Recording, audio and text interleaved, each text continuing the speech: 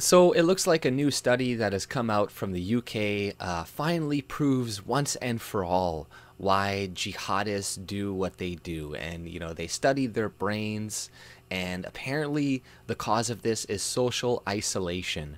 And, this is why Muslims are going out and killing people. It's really to do with discrimination and the people of the UK, Germany, Sweden, all these people just being racist and discriminating against Muslims. This is pretty much what this study is saying. And I saw it on The Guardian. Obviously, they're going to be circulating this shit. But do people still buy this? Do they still think, jihadist attacks have literally nothing to do with Islam? Like, just because a lot of the other people are not going out there and committing attacks does not mean that they're not like silently in support of it, or they don't really care when these attacks do happen. And if this were true, if it was social isolation, then how come there's a bunch of terrorist attacks going on in majority Muslim countries? This is a talking point that they always bring up whenever you say you talk about Islamic attacks in Europe. They're like, well, there's way more going on in Afghanistan and way more in Morocco and way more here, and there. But, these people are not the minority in this country. They're not being isolated in these countries. So why are they committing terrorist attacks as well? Is it because, these Muslim majority countries are racist and discriminating against Muslims? I'll read some of the story because it's pretty stupid, but it's like, brain scans show social exclusion creates jihadist, says researchers. And one thing I want to mention is that, I'm pretty sure there was a Nazi couple or something in the UK that is being sent to jail because of some of their beliefs in terms of National Socialism and stuff. But they are getting these people to come in willingly, have their brains scanned, and they're all saying, yeah, we want to do something violent, and we believe in jihad, etc. But, and these people are not being apprehended or whatnot. It's like, oh, you can go free. Okay, you want to destroy the UK and you want to enact Sharia law. Okay, well, whatever, you can go free. But these white people who talk about Nazism or something, don't even talk about setting up an attack or being violent or whatnot, are going to prison. It's pretty stupid. But, for years, Western policymakers have tried to establish what causes individuals to be radicalized. Now, a pioneer study has used medical science to gain fresh insight into the process in the brains of potential jihadists. So, they're appealing to science and being like, well, see, we got these scientists that say we figured out it's science. It's just like Trudeau. We're just, our policy is based on science. It's all based on science and new data. And if you disagree with us, you're a fucking retard, apparently. But, University College London, UCL, researchers were part of an international team that used neuroimaging techniques to map how the brains of radicalized individuals respond to being socially marginalized. The findings, they claim, confirm that exclusion is a leading factor in creating violent jihadists. So, excluding people and stuff like that does probably make people even more willing to be violent. But many, many people in society are excluded. It's not just Muslim type people. There's lots of incels and shit that are excluded, and they're not going out and killing as many people as these people are. Yes, there have been a couple of these crazy incels that go out and attack people, but generally there's a lot more terrorism coming from Muslims. And like I said before, the majority of the terrorism happens in their own country. So are these people being isolated against? And no, it's like, if they didn't have Islam, they didn't believe in the Islamic religion, then them being radicalized wouldn't be such a big deal, because they're not being radicalized off of Islam. If they became radicalized Jainist, they would be extremely peaceful and they wouldn't hurt a fucking fly. So, you know, it depends. You know, a radical Muslim is a little bit worse than a radical, I don't know, Christian or something, that all they do is go and protest in front of, I don't know, soldiers' graves who were gay or something. It's like, okay, oh, that really compares with a Muslim fucking jihadist. But, you know, the researchers challenge the prevailing belief among Western policymakers that other variables such as poverty, religious conservatism, and even psychosis are dominant drivers of jihadism. So they're right about poverty. You know, poverty is not a driving factor of jihadism. A lot of these jihadists were very rich, very educated. You know, they were not poor and subjugated. You know, like, I think that all the terrorists in 9/11, they were all highly educated and had lots of money. Osama bin Laden was a millionaire. He's like a fucking prince or something. You know, poverty has nothing to do with what these people are doing. And then they're like, you know, religious conservatism has nothing to do with jihadism. But, you know, the Christian religious conservatism, oh yeah, that's bad. You know, that leads to bad things. But Muslim conservatism, religious conservatism, no, that's fine. That's fine.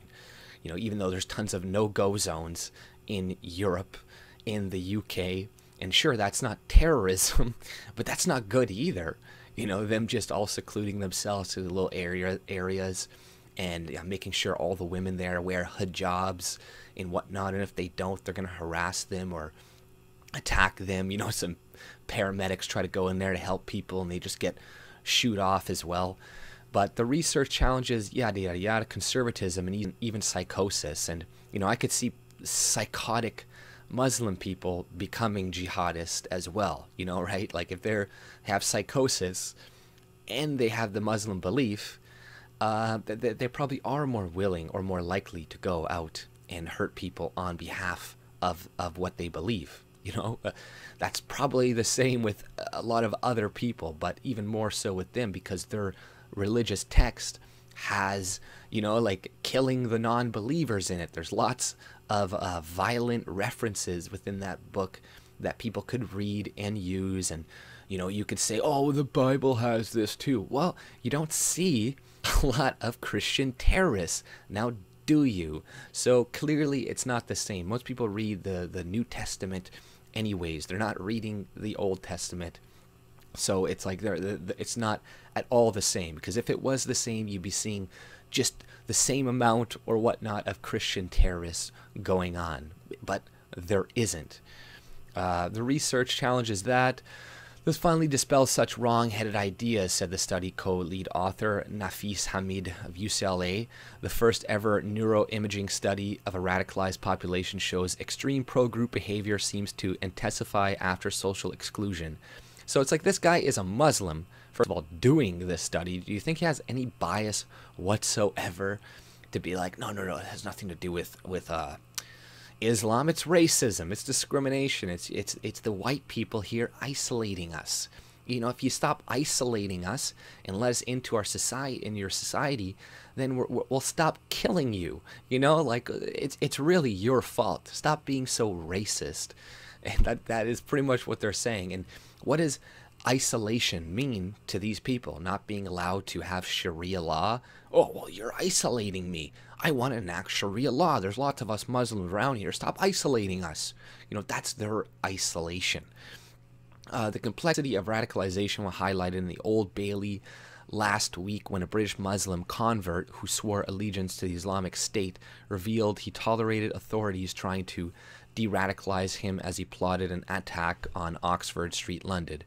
The findings also emerge after recent Islamic State-linked attacks in Strasbourg, as in France, and Morocco, and as British police continue to investigate a possible motive behind the New Year's Eve stabbing in Manchester. So they still don't know the motive. You know, they still don't know the motive in Manchester. The guy yelled Allahu Akbar for Allah.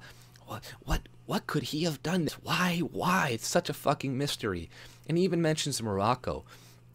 Are Muslims subjugated in Morocco. I'm pretty sure they're the majority in that country. So what the fuck, you know, they're everywhere with this shit. They can't keep their story straight.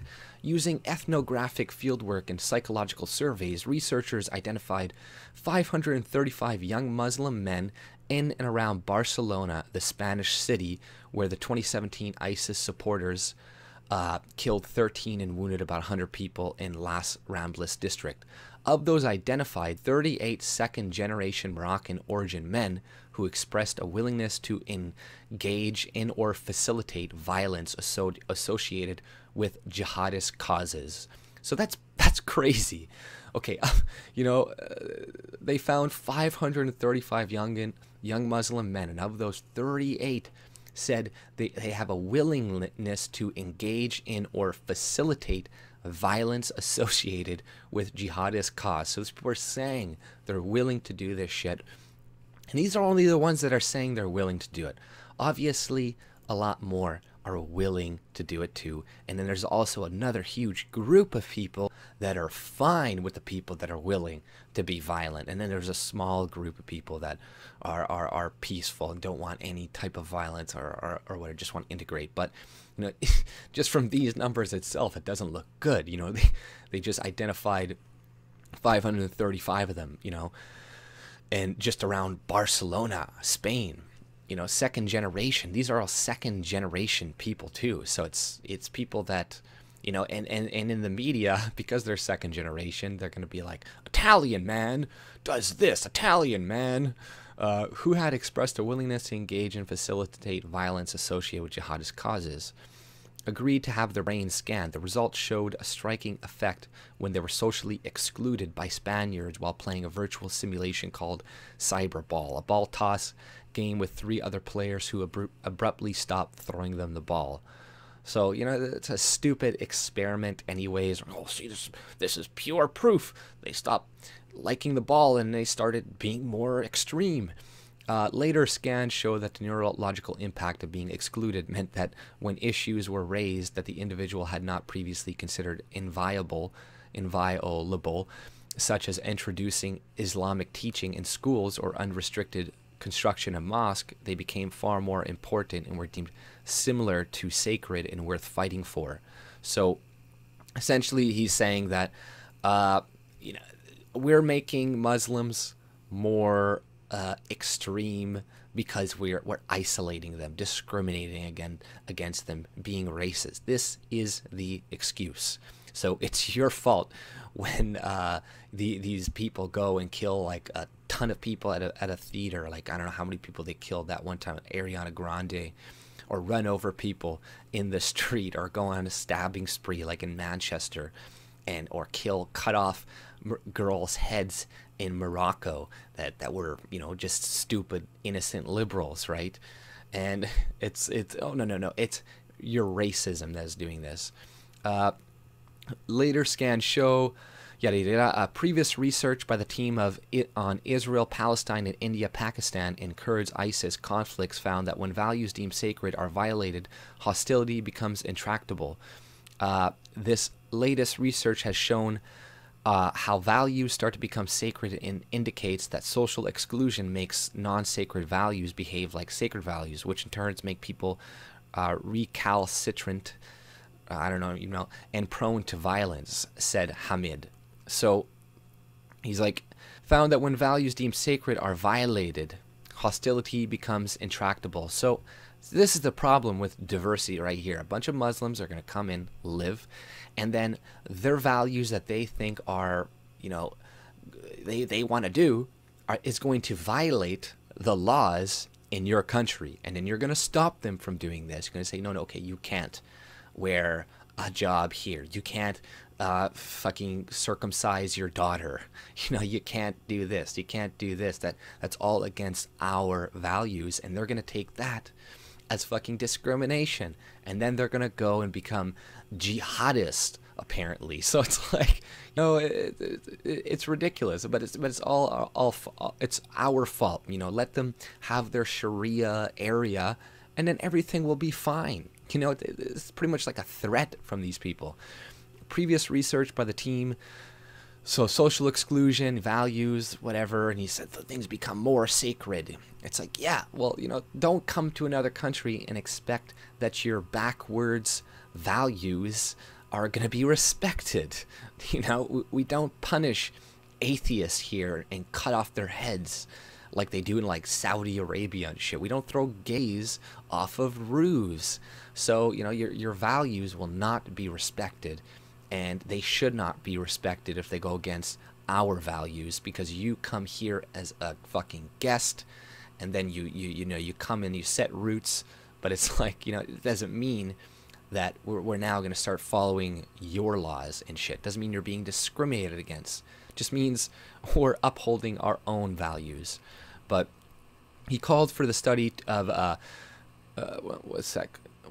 he called for the study, a multi-university project involving scientific research organization, artists, international, and party funded by the U.S. Department of Defense, to be used to help ensure social exclusion was factored into policies to prevent radicalization. So, you know, yeah, make sure that the white people are not racist, and that, you know, see all this propaganda of Muslim people being awesome and shit, and make sure they're not excluded. But guess what? No matter how much we do try to make sure they're not excluded, they're still going to exclude themselves, and that's going to be our fault too. It's like, well, why are they making their own communities and living here? It's obvious because all you racist white people don't sell to them in stores, or you look at them like, you know, all these people that write stories about how they feel when people are looking at them up and down. Oh, I feel like they're being racist towards me. It's like, so, you know, no matter what we do, it's going to be our fault. Doesn't matter.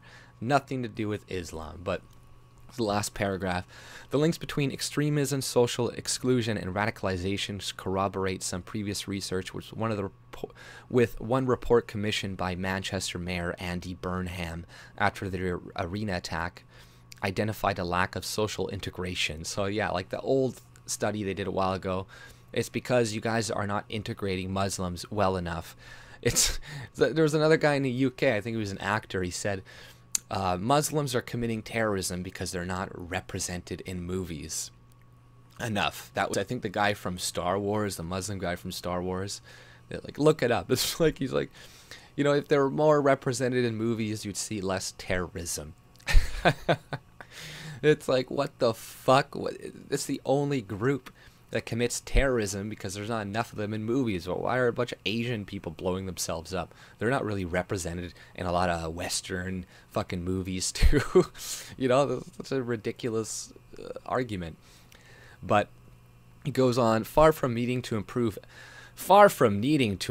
economic conditions, combat ideology, or medically treat extremists, focusing on alleviating interpersonal discrimination can keep those with extremist leanings on the non-violent and negotiable side of the fence, said Hamid.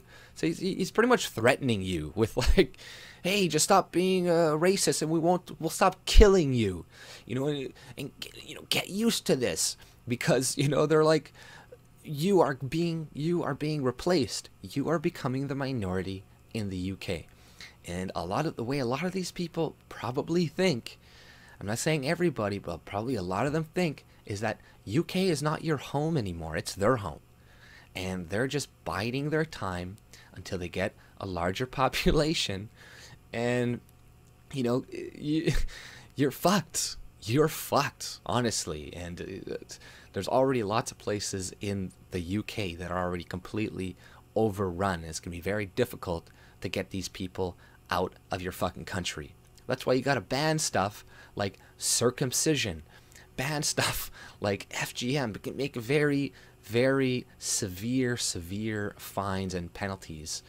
And then you have justification to kick people out, revoke their visas, because if they're, you know, cutting the dicks of their kids and you know, doing FGM to their daughters and shit, and doing all this other shit that is against our laws, you know, charge them like crazy for this, and they'll either self-deport or they'll riot and go crazy.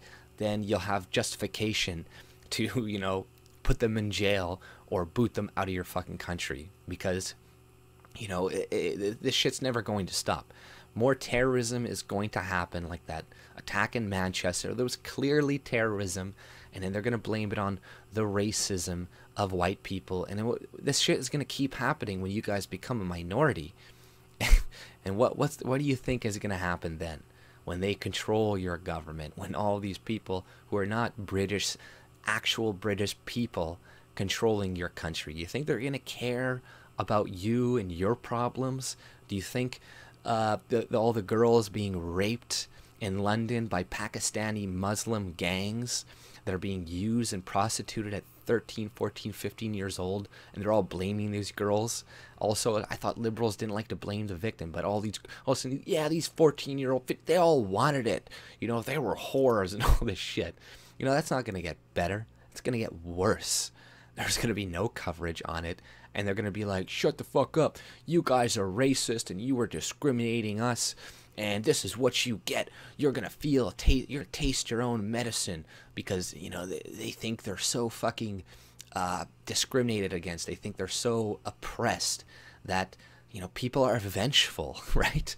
And they will enact their revenge on you. And they're just going to use you as a fucking tax slave in the future. And then when they kill you, it's going to be blamed on your fucking racism, just like they're doing right now with this. Just, you know, they may as well just be more blatant about it. The title should be "Racist British People Cause Terrorism." That should be the actual title. But, you know, that's all I pretty much had to say about this. If you like my content, subscribe and have a good day. See ya.